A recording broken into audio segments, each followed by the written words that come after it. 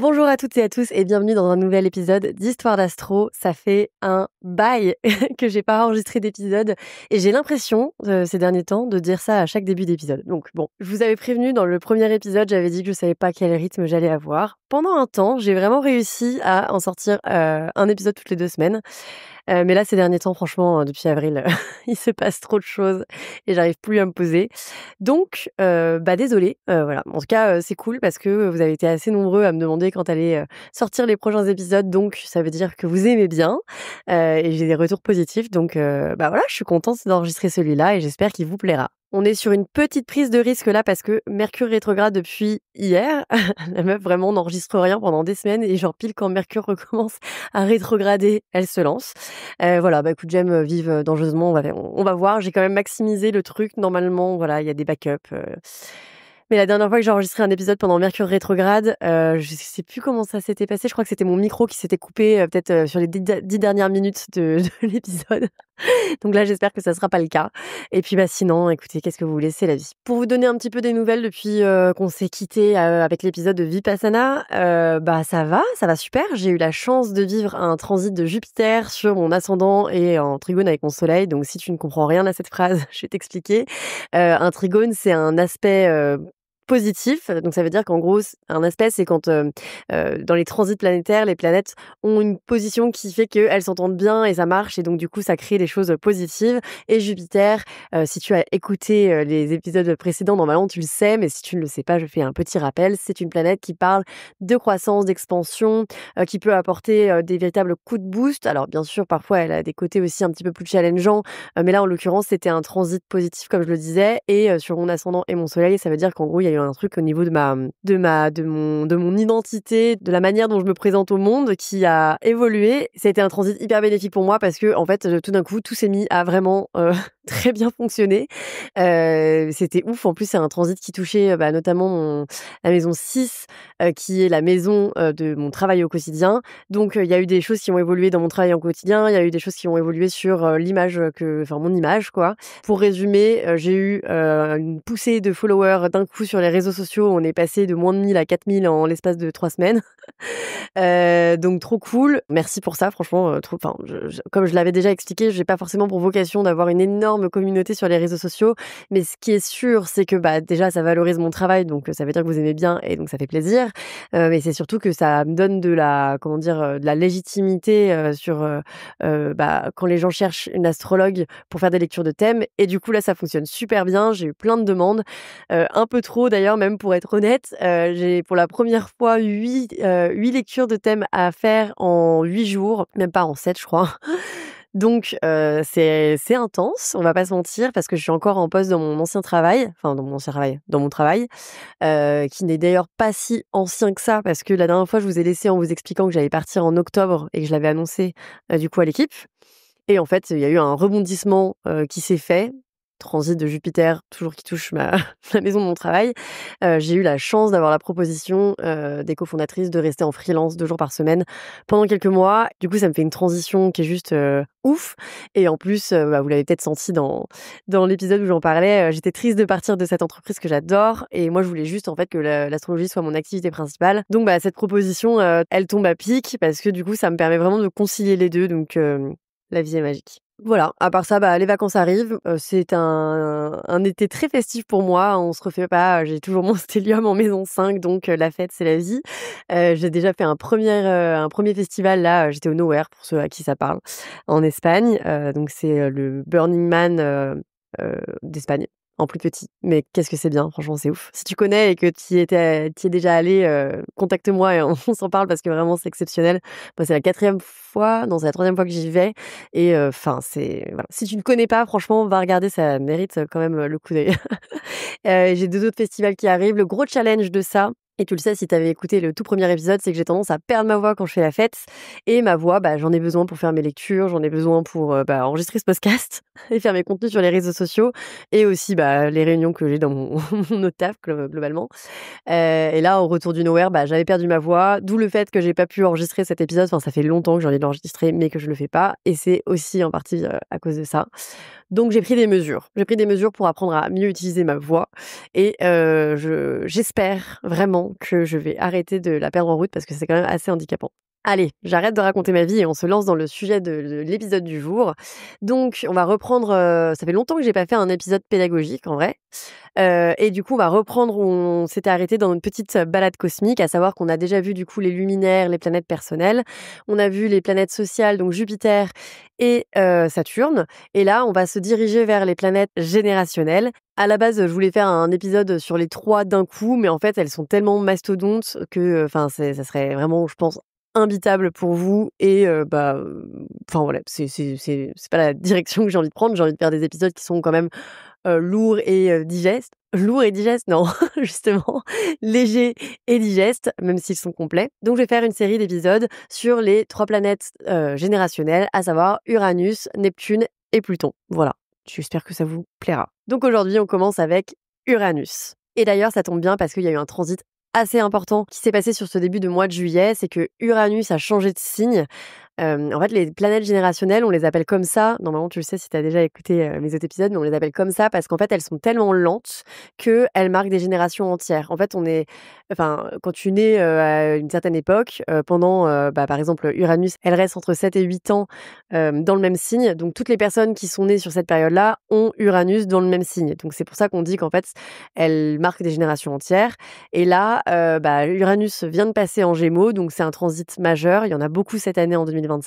J'en ai parlé un peu sur les réseaux sociaux et du coup, c'est cool de faire cet épisode-là maintenant finalement. Et d'ailleurs, écoute l'épisode jusqu'au bout parce que je vais te dire, en fonction de ton ascendant, quel est le domaine de ta vie qui va être impacté par ce transit-là pour les prochaines années. J'ai dit que c'était des planètes générationnelles et c'est vrai, elles marquent des générations entières. Donc, on dit souvent que, en fait, elles représentent plutôt la place qu'on a dans la société, alors que les planètes personnelles viennent parler de la personnalité. Mais ce qui est important de comprendre, c'est que déjà, tu peux regarder ces planètes en maison aussi, parce que ça, c'est vraiment propre à ton thème, donc pour voir là où est leur champ d'action. Mais surtout, ce qui est hyper important avec ces planètes-là, c'est de regarder si elles font des aspects. Donc, tu te rappelles, c'est ce dont je parlais tout à l'heure, si elles communiquent avec des planètes personnelles. Parce que si elles communiquent avec des planètes personnelles, ça change complètement la vibe de la planète en question. Je vais te donner des exemples tout à l'heure, tu vas mieux comprendre. Alors, qu'est-ce que c'est Uranus? Alors, pour schématiser, je sais pas si tu vois vraiment ces moments de vie où parfois on est une espèce d'électrochoc un petit peu soudain, quelque chose, une envie vraiment qui vient de nulle part et qui nous donne envie de tout envoyer valser ou de tout changer, de changer de look, de changer de mentalité, de changer de travail, de changer de mec ou de meuf, n'importe. Et c'est hyper brutal, c'est hyper soudain, c'est comme une envie de révolution. Ça, c'est Uranus. C'est une planète qui parle vraiment de chamboulement et de chamboulements plutôt radicaux. On n'est pas dans une planète qui fait dans la dentelle. Mais bon, globalement, ces mastodontes dont je parlais, les 3 là, c'est pas Neptune est plus subtil. Ah, c'est pas facile à dire. Neptune est plus subtil, mais Uranus et Pluton, pour le coup, c'est c'est quelque chose. Donc voilà, Uranus, c'est vraiment une énergie de révolution soudaine. Il faut voir ça comme un éclair, comme un réveil, comme c'est le chaos, mais le chaos qui libère. C'est vraiment une énergie de révolution et c'est pour ça que je te disais aussi, reste jusqu'à la fin de l'épisode pour voir quel domaine que le transit d'Uranus va toucher dans ton thème, parce que ça peut vraiment être un domaine de ta vie où dans les prochaines années, tu vas sentir des changements vraiment radicaux, en tout cas des besoins de te libérer de certaines choses et de potentiellement tout foutre en l'air et partir dans une direction complètement différente. Donc Uranus, en astrologie, c'est vraiment la planète de la liberté, de l'indépendance et de l'innovation. C'est une énergie qui est hyper futuriste. D'ailleurs, c'est la planète qui régit le signe du Verseau. Donc si tu es Verseau, tu vas aussi potentiellement bien reconnaître cette énergie-là. Mais c'est une planète qui nous invite à sortir du cadre, en fait, de vraiment se détacher des conventions et elle nous invite à penser autrement et à bousculer les codes. C'est la planète aussi un peu des éclairs, enfin un peu même totalement des éclairs de génie. Donc parfois, tu vois, quand tu vas avoir une inspiration hyper soudaine qui te vient, on dit que c'est la foudre d'Uranus qui t'a frappé en pleine tête et qui vient t'apporter des idées qui tout à coup te paraissent peut-être un peu atypiques, mais avec un élan de créativité où tu te dis ok vas-y je vais faire ça et c'est un petit coup de pouce de l'univers. Côté astronomie, je vais pas en parler pendant 1000 ans parce que je suis pas du tout une professionnelle, mais ce qu'il faut savoir c'est que Uranus c'est aussi l'excentrique du groupe même à ce niveau-là, parce que là où toutes les planètes ont des rotations classiques, bah Uranus elle en fait un peu qu'à sa tête et donc du coup c'est marrant de voir que même physiquement parlant c'est un peu l'outsider et c'est ce qu'elle représente finalement dans l'astrologie.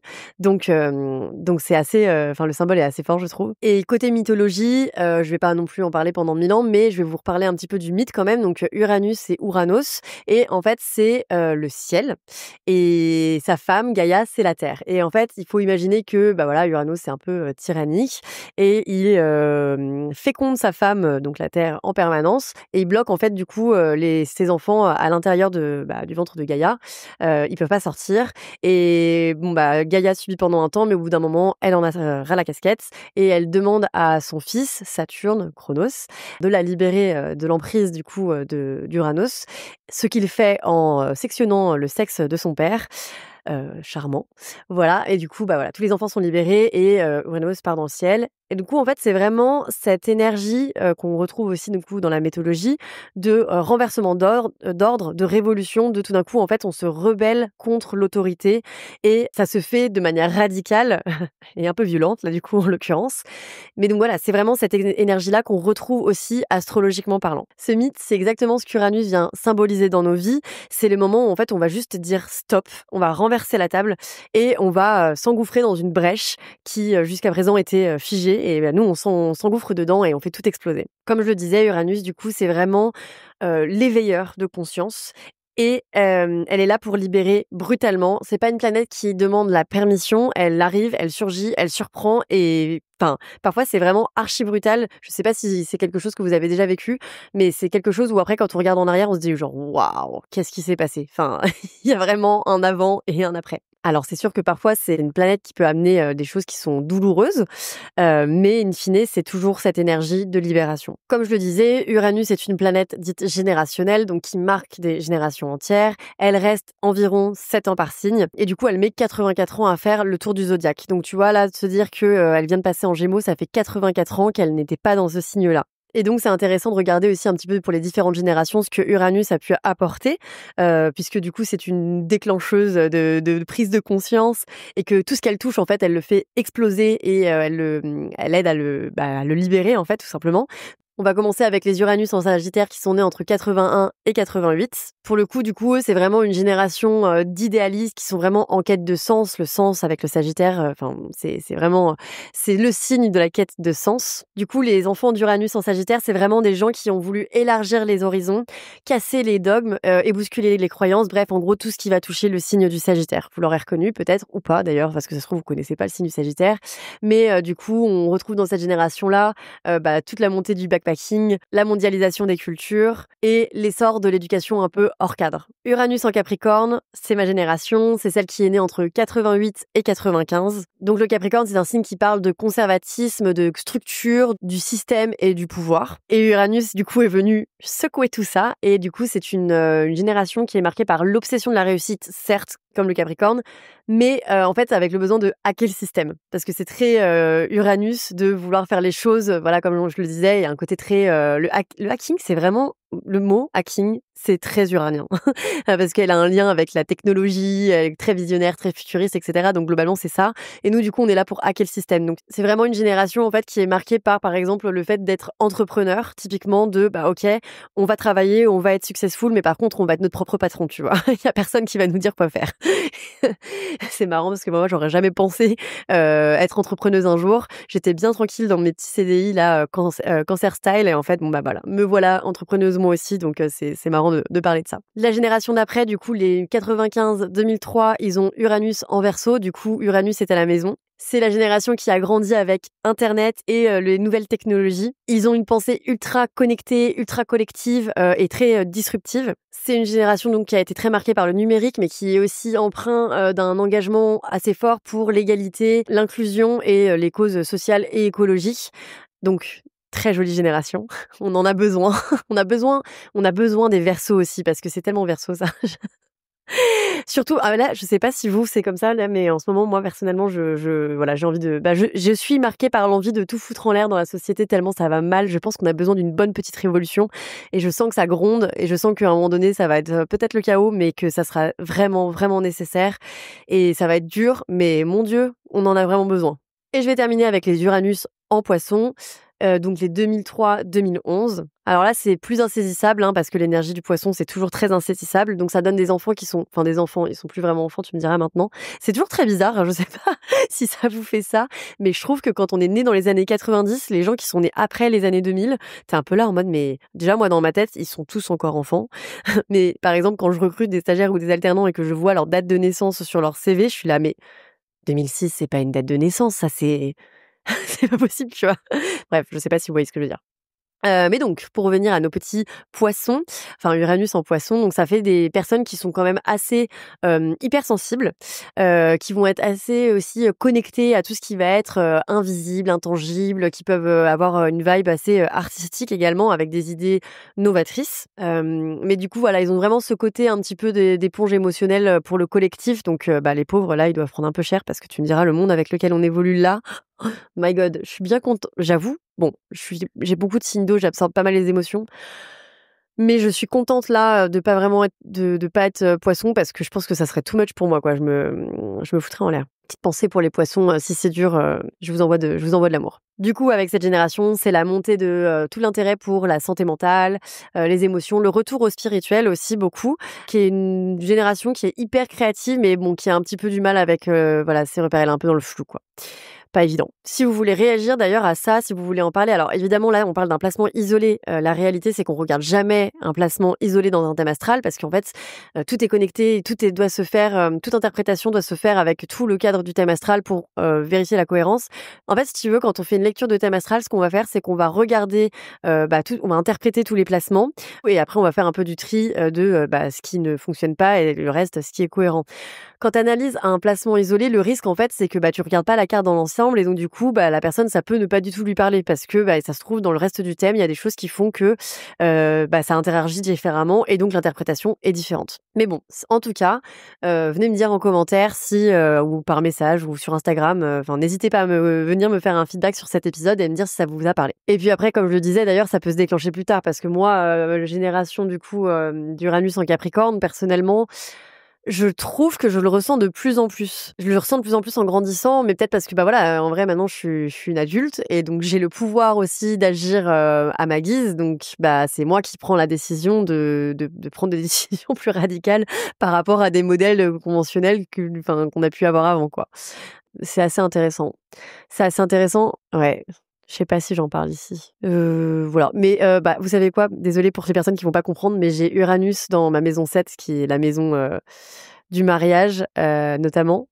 Et du coup, c'est hyper intéressant. Enfin, je suis mariée pour ceux qui n'étaient pas au courant. Et on a des conversations trop intéressantes avec mon mec, grâce notamment, je pense, à ce placement-là. Donc bon, bref, si vous comprenez, vous comprenez. Si vous comprenez pas, c'est pas grave. Mais bon, bref. Passons à autre chose. Comme je le disais, donc on peut regarder aussi et surtout comment Uranus interagit avec les planètes personnelles et là c'est hyper intéressant à regarder. Quand Uranus touche une planète personnelle dans ton thème, en fait si tu veux, elle vient apporter quelque chose de plus excentrique, de plus rebelle dans l'âme, d'indépendant.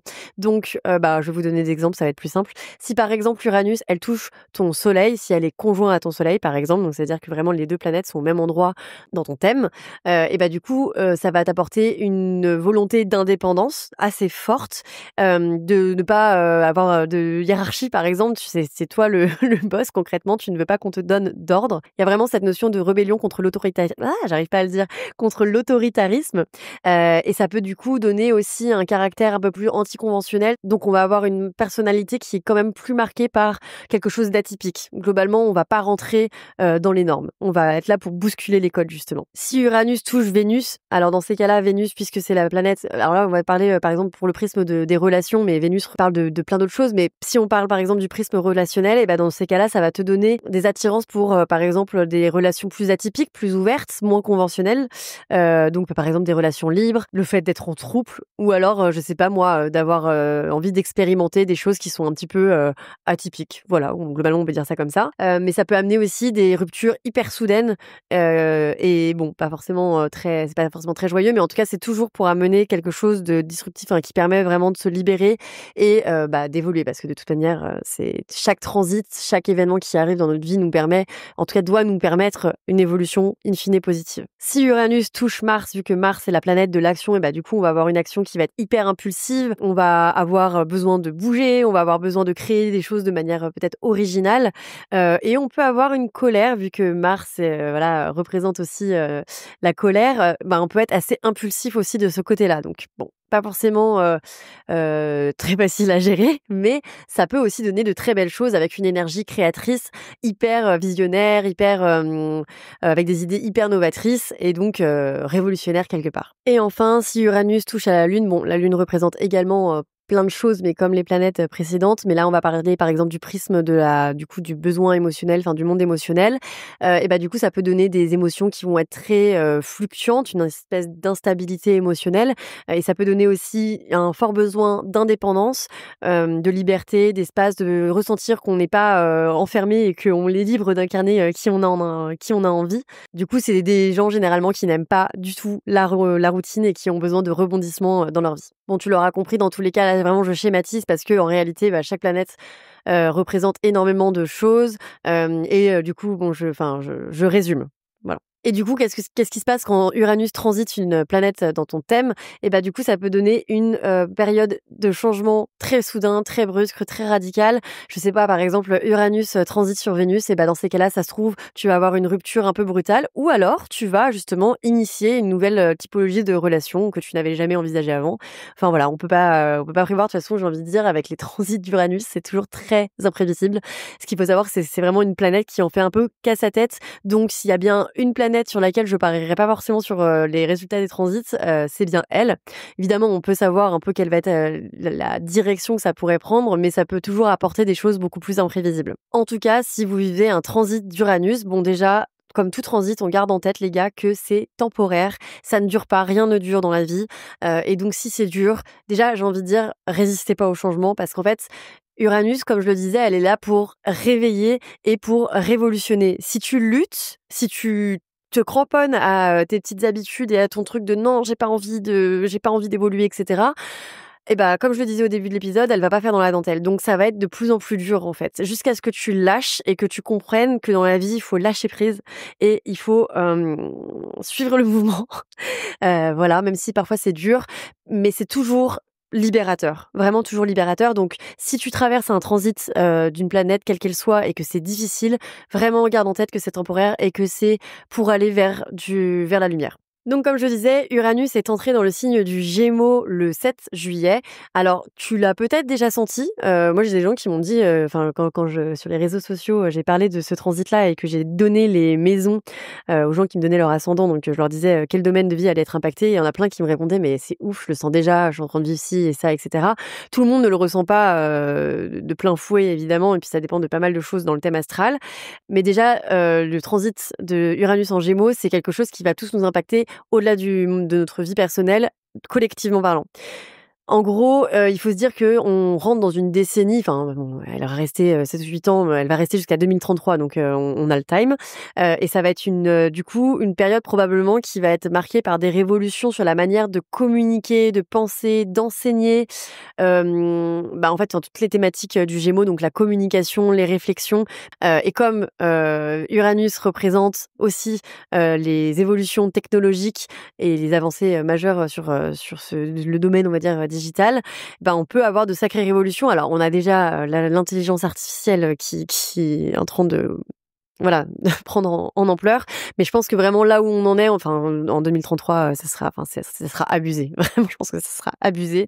Il va y avoir potentiellement du coup une libération de la parole. Alors là, il faut faire aussi hyper attention parce que libération de la parole, oui, c'est super. Attention aux informations qui circulent.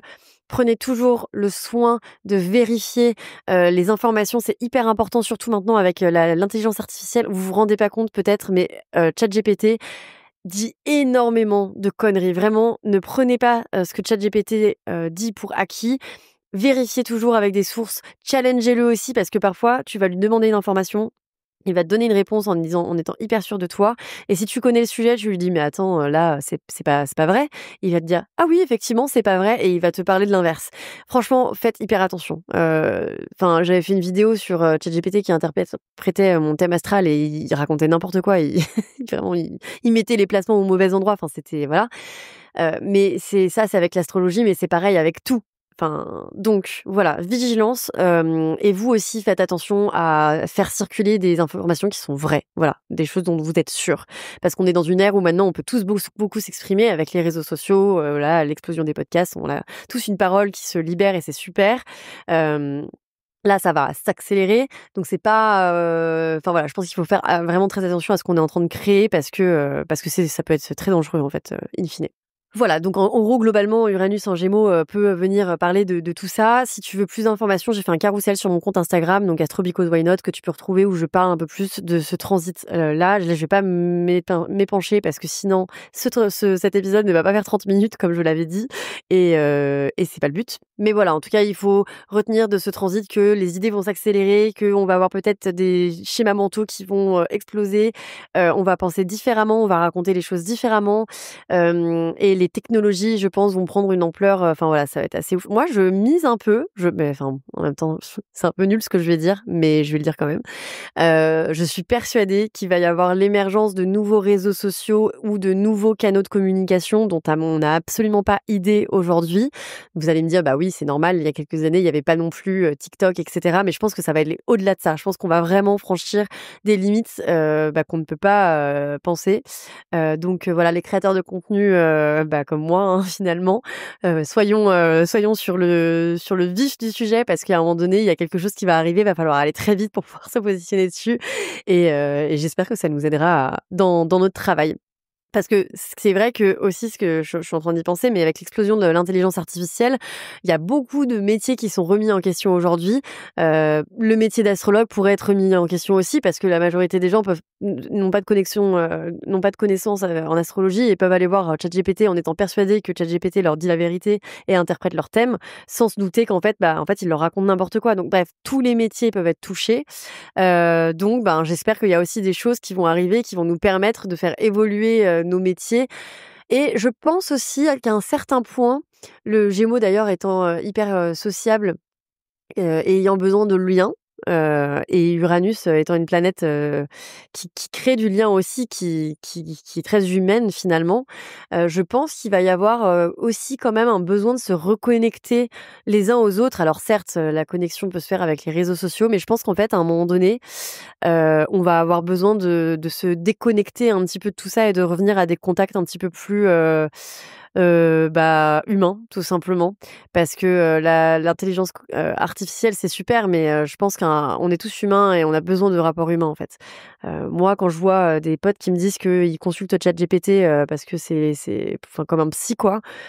Bon, déjà, ça me fait peur parce que ChatGPT et les intelligences artificielles, généralement te brossent un petit peu dans le sens du poil et te disent toujours: «Mais oui ma chérie, tu as raison» et cetera et ça, c'est pas du tout quelque chose pour moi qui est constructif. C'est même assez dangereux parce qu'en fait, ça te conforte dans tes idées et ça sera toujours la faute des autres et cetera donc faites attention, à ça. Mais oui, je pense qu'à un certain point, créer des relations humaines et repasser, revenir à quelque chose, de plus humain, ça va être nécessaire. En tout cas, je le sens. Pour moi, en tout cas, mais peut-être que je me trompe et peut-être qu'on va tous se faire remplacer. Qu'est-ce que tu veux que je te dise? Hem, Je parlais aussi, un peu de l'apprentissage parce que, le Gémeaux, c'est un signe qui parle de pédagogie, et c'est vrai qu'on le voit que, enfin moi en tout cas, c'est quelque chose qui m'intéresse pas mal de voir comment le système éducatif va devoir de s'adapter en fait, aux nouvelles générations, aux nouveaux outils, qu'est-ce que enfin tu vois maintenant les élèves, ils peuvent faire leur programme, ils peuvent faire leurs devoirs avec avec des intelligences artificielles, ils ont même plus à se servir de leur cerveau. Bon, c'est hyper triste. Je pense qu'on n'est pas en train de créer, quelque chose de bien pour notre, connexion, enfin pour notre cerveau quoi, notre manière de réfléchir et cetera. On est un peu en train de devenir des assistés, mais du coup, voilà, il y a quand même des choses où qu'il va falloir revoir parce que, comment tu fais évoluer le système éducatif, avec tout ça et avec le fait que maintenant les enfants, ils ont plus aussi les mêmes facultés de concentration, ils sont hyper digitalisés donc enfin, tu vois, enfin nous, on prenait nos copies à la main et cetera. Enfin, ça se trouve tout ça, ça va complètement évoluer donc il y a vraiment aussi, toutes ces thématiques-là qui vont être hyper intéressantes, à suivre, je pense, dans les prochaines années. Sur le plan personnel, ce transit, il peut venir réveiller en nous un besoin de liberté d'expression, mais aussi d'exploration mentale. Donc, on peut avoir des nouvelles idées qu'on a envie d'explorer de vraiment penser différemment et vraiment, ouais, radicalement différemment. Donc, comme je le disais, on va faire un petit tour du zodiaque pour dire comment ça peut t'impacter toi personnellement. Alors, encore une fois, c'est un résumé, mais je viens te dire le domaine de vie que ça pourrait toucher. Et voilà, c'est un petit résumé, donc voilà, je préfère le repréciser à chaque fois parce que j'ai pas envie que vous pensiez, enfin, j'ai pas envie que vous vous fassiez des idées. Bref, voilà. L'importance de donner des informations claires. Alors, si tu es ascendant Bélier, ça veut dire que Uranus vient d'entrer dans ta maison 3. Justement, la maison 3 qui est la maison qui est connectée aux Gémeaux. Ta façon de communiquer, d'apprendre, de penser va potentiellement énormément évoluer dans les prochaines années. Attends-toi à des nouvelles idées un petit peu avant-gardistes. Tu peux avoir des apprentissages aussi, enfin des envies d'apprentissage, un peu, soudains. Tu peux prendre la parole de manière différente. Bref, en gros, ça touche énormément, le mental. Tu peux aussi avoir des changements au niveau des liens avec ta fratrie ou en tout cas des personnes qui sont vraiment très proches dans ta vie, que tu considères un petit peu comme ta famille. Si tu es ascendant Taureau, alors Uranus rentre dans ta maison 2 et donc c'est la révolution dans tes valeurs et ta manière peut-être de gagner de l'argent. En fait, tout ce qui touche à la sécurité, l'estime personnelle et l'argent. Tu vas revoir ce qui a vraiment de la valeur pour toi. Tu peux avoir des sources de revenus qui sont originales, inattendues. Tu peux avoir des difficultés financières aussi qui peuvent arriver de manière soudaine, donc attention à ça. Mais en tout cas, tu vas être peut-être dans une quête plus d'indépendance et d'autonomie financière. Aussi, ta zone de confort risque d'être challengée. Si tu es ascendant Gémeaux, alors dans ces cas-là, Uranus vient rentrer dans ta maison 1 et alors là, c'est une révolution au niveau de ton identité et de la manière dont tu vas te montrer. Donc là, c'est vraiment ton identité, ton corps, ta façon d'être qui viennent être touchés. Peut-être que à l'issue de ce transit, tu ne te reconnaîtras plus, ou tes potes te diront: «Waouh, c'est incroyable à quel point tu as changé», mais c'est le but. En tout cas, c'est vraiment un transit qui peut t'amener à, devenir plus authentique et te rapprocher de qui tu as envie vraiment d'incarner. Si tu es ascendant Cancer, alors Uranus rentre dans ta maison douce et c'est une dans ta maison douce, dans ta maison 12 et c'est une véritable révolution intérieure qui t'attend puisque la maison 12 touche à tout ce qui est inconscient. Donc tu peux avoir, des libérations au niveau de schémas mentaux, des croyances limitantes, enfin des choses qui te retiennent, prisonnier enfin des liens invisibles, voilà, qui t'empêchent d'avancer. Tu peux avoir une prise de conscience très profonde, tu peux avoir un éveil spirituel. En tout cas, c'est vraiment le côté, je lâche prise sur les choses invisibles qui me retiennent pour renaître. Si tu es ascendant Lion, alors Uranus est rentré dans ta maison 11 et donc c'est toutes les relations, donc l'amitié, les connexions aux gens qui vont être, un petit peu, challengées, voilà. Tu peux t'investir pour des nouvelles causes, enfin tu peux être touché par des nouvelles causes, tu peux créer des nouveaux liens avec des personnes où tu n'aurais jamais pensé, être en lien avec ces personnes-là. Tu as de nouvelles manières de collaborer, en tout cas ce qui est sûr, c'est que ça impacte directement, la manière dont le futur va se dessiner, pour toi. Si tu es ascendant Vierge, alors du coup Uranus touche ta maison 10 qui est la maison de l'image publique et de la carrière. Tu peux avoir un changement assez radical là-dessus. Ça se trouve, tu vas complètement changer de voie ou alors tu vas avoir voilà, une fulgurance dans ce domaine et donc tu vas incarner publiquement quelqu'un d'autre. Voilà. Tu veux t'accomplir dans des projets qui ont plus de sens, tu veux peut-être plus de liberté, plus d'indépendance. En tout cas, tu veux faire de la place pour la liberté mentale et tu pourrais surprendre tout le monde avec du coup un virage assez important. Si tu es ascendant Balance, alors Uranus est rentré dans ta maison 9 et là, c'est tes croyances qui peuvent être assez challengées. Ce que tu pensais être vrai peut potentiellement se fissurer et ça peut venir avec un voyage, des nouvelles études, enfin en tout cas, ou même la spiritualité d'ailleurs aussi puisqu'on est en maison 9. En tout cas, la vision du monde pour toi va être vraiment très différente à l'issue de ce transit et tu pourrais effectivement voir tes croyances complètement chamboulées. En tout cas, c'est un transit qui peut vraiment t'ouvrir les portes d'un nouveau monde. Si tu es ascendant Scorpion, Uranus est désormais dans ta maison 8. La maison 8, c'est une maison qui parle de crise, de transformation. Alors, ça peut faire peur comme ça, mais c'est une très belle énergie. C'est juste que ça va venir te faire travailler en profondeur sur des sujets qui peuvent être dits tabous. Enfin, moi, c'est pas tabou, mais pourquoi pas, tu vois. Donc, tu peux avoir, par exemple, des révolutions au niveau de ta sexualité, au niveau de l'argent partagé avec les autres, parce que la maison 8, c'est l'argent des autres. Tu peux avoir aussi des révélations sur le domaine peut-être ésotérique. En tout cas, il y a des choses potentiellement qui sont cachées en toi, qui sont enfouies en toi, qui peuvent remonter à la surface. Et c'est vraiment quelque chose qui, in fine, va apporter beaucoup de lumière. Si tu es ascendant Sagittaire, alors c'est ta maison 7 qui est touchée par ce transit. Et donc la maison 7, c'est la maison de l'autre. Donc le lien à l'autre va être redéfini. C'est une maison qui englobe le mariage, mais aussi les partenariats, enfin la manière dont on se lie en fait aux autres. Donc tes relations peuvent prendre un tournant inattendu. Il peut y avoir des séparations brutales, mais il peut y avoir aussi plus d'ouverture dans le couple. En tout cas, il y a une quête d'indépendance certaine et des connexions non conventionnelles qui peuvent t'attendre. Si tu es ascendant Capricorne, alors c'est la maison 6 qui est touchée.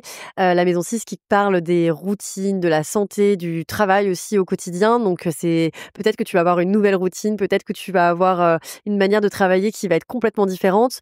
En tout cas, tu veux t'affranchir d'un cadre, tu veux vraiment te libérer et explorer de nouvelles manières de gérer ton quotidien. Sera peut-être très inattendu et très loin de ce qu'on attend de toi, mais c'est très bien comme ça.